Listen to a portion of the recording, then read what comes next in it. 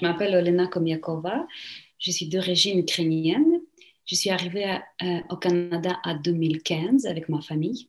Dans mon pays d'origine, j'étais marionnettiste, comédienne et animatrice. J'ai mon bac en art comme metteur en scène dramatique et prof d'art pour les enfants. Alors, après mon arrivée, j'ai commencé à étudier français ici en 2016. Et après terminer mon cours en français, en francisation en fait, j'ai commencé à chercher ma place dans le domaine artistique ici, dans le domaine du théâtre surtout. Mais en faisant quelques réseautages, j'ai trouvé finalement un ami qui m'a suggéré de postuler ma candidature pour avoir la subvention des conseils des arts pour faire le stage au théâtre des marionnettes. En fait, ça, c'était déjà une grande expérience pour moi parce que pour les immigrants, de faire le demande de subventions, c'est une grande difficulté pour d'abord comprendre comment ça fonctionne, qu'on devrait écrire quelque chose et c'est toujours comme exigeant pour la langue. Alors, je trouve que j'étais vraiment chanceuse. Alors, en faisant ce stage au théâtre l'Avant-Pays, j'ai rencontré plusieurs collègues, j'ai continué à faire mon réseautage, j'ai pu quand même réussir quelques contrats au domaine comme marionnettiste, comédien et assistance en mise en scène, mais quand même, c'est les contrats de courte durée. En fait, ben, c'est comme ça pour tous les artistes. Alors, pour vraiment sauver ton métier et faire quelque chose dans le domaine, on est obligé de faire plusieurs demandes de subventions pour soutenir nos projets, pour avoir le financement. Mais pour, euh, pour les gens qui sont nés au Canada, qui parlent bien français et qui comprennent comment fonctionne la société avec les demandes de subventions, c'est plus facile que pour les immigrants. Alors, on a vraiment besoin d'aide pour écrire toutes ces subventions. Alors, c'est une barrière, un peu barrière pour les immigrants. Alors, j'essaie toujours de passer ces barrières, de continuer mes demandes de subventions. J'avais quand même quelques demandes qui étaient refusées. Et alors, ça prend du temps pour comprendre c'est quoi la raison d'être refusé, pour améliorer tout ça dans nos demandes. Voilà, c'est ça un peu mon parcours. Et j'ai continué à faire, à part de métier d'animatrice, de marionnettiste et comédienne, mon métier d'éducatrice. J'ai une ASC en technique d'éducation à l'enfance. J'ai en train de faire mon DEC. Et voilà, je continue ma vie comme artiste dans le milieu en essayant de trouver mon place, de faire les projets et tout ça.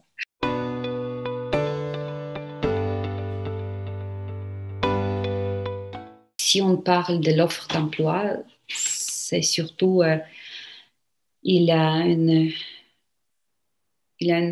niveau de compétences demandé. Bien sûr qu'on veut répondre à ces compétences. Pour moi, c'est surtout ça qui peut m'empêcher à postuler ma candidature pour tel poste, même si je trouve que mes compétences que j'ai de mon pays d'origine, ils sont quand même répondants pour ce poste. Mais il y en a plusieurs qui peut-être juste en formulation fait peur de déposer ta candidature. Mais ça se peut que c'est les mêmes compétences que tu as déjà fait dans ton métier, dans ton pays d'origine. Bien sûr que certains demandent d'avoir telle ou telle formation.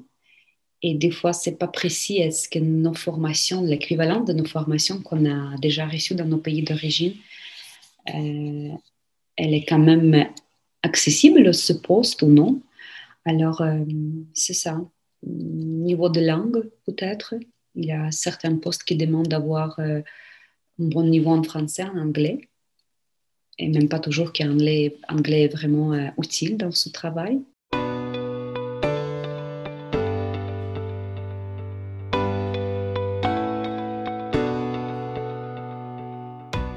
Bien sûr que pour les nouveaux immigrants, ça sera euh, bien de voir une petite ligne où c'est écrit que le milieu est ouvert pour les diversités et pour plusieurs ethnicités. Mais à part ça, je trouve que est-ce qu'on devrait vraiment se poser cette question? Est-ce qu'à 2021, on devrait faire les différences entre les immigrants et non-immigrants? Je pense que c'est les compétences qu'on recherche. Et si la personne, elle a ses compétences, peu importe d'où elle vient, si elle peut faire ce travail, si elle est compétente. En plus, l'immigration, ce n'est pas une faiblesse, c'est une richesse. On est venu déjà avec les choses qu'on a dans nos cœurs. euh, on peut apporter plus. On devient une partie de la société où on vit présentement au Canada et on apporte des choses qu'on a vécues déjà. Alors, je trouve que on ne devrait pas chercher la différence entre des immigrants et non-immigrants. En fait, les employeurs, c'est ça le but de chercher les personnes qui peuvent travailler, qui apportent des compétences et qui est demandé. Et c'est ça. Je trouve qu'on devrait vraiment encourager les immigrants de poser ces candidatures partout, juste à donner l'impression qu'on ne sépare pas les gens, qu'on cherche des personnes qui peuvent faire le travail la même que ceux qui sont ici. C'est ça. C'est ça ce que je peux répondre parce que je trouve qu'en faisant cette différence, on aborde ces questions. Mais je pense qu'on devrait arrêter de faire ça et de voir les personnes qui sont immigrées comme les personnes qui peuvent apporter leur richesse au travail, qui sont motivées, qui sont venues ici pour faire le parti de société et partager ses valeurs, ses compétences et apporter le bonheur pour tout le monde.